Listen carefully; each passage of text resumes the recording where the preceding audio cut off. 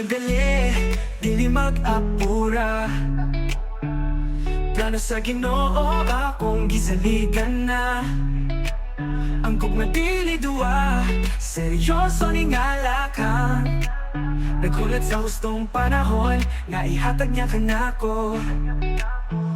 Nakita na ko siya, maanyag buotan, pero kinahanglan una magkampukot tamad. Pasing gusto lang sa akong kaugalingon, dili di ay plano sa Ginoo nga akong makaplagan. Dili lang itsura, kasing-kasing ng basihan, babayay nga mahatog sa Ginoo, maoy akong pangandoyan. Proverbio titingol maong modelo, dili lang pang Instagram, kundi pang kinabuhi nga seryoso. Dili magdali, dili mag-apura.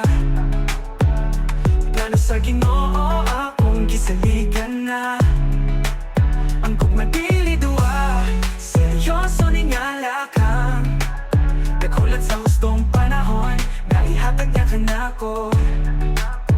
Dili lang palingaw, gusto kong matinod anay.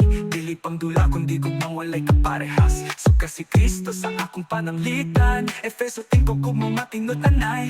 Dili siya premyo kundi usa ka kasagi. Kat sa Ginoo dapat tangayan pasitunggan. Dili lang kay datit kundi usa ka pagpaabot.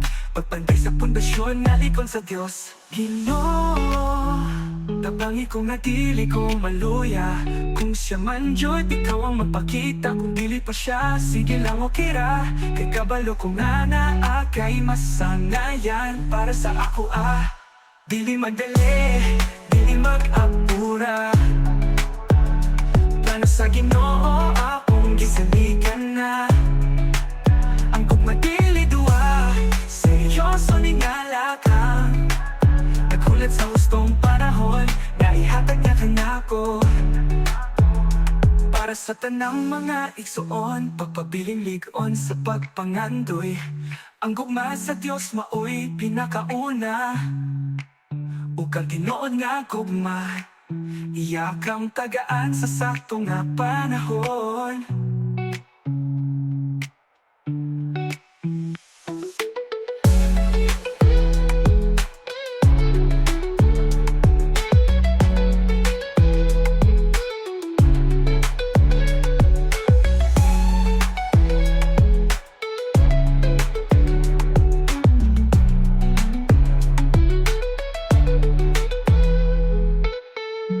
Para sa tanang mga igsoon, pagpabiling ligon sa pagpangandoy. Ang gugma sa Dios maoy pinakauna. Ug ang tinuod nga gugma, iyakang tagaan sa saktong nga panahon.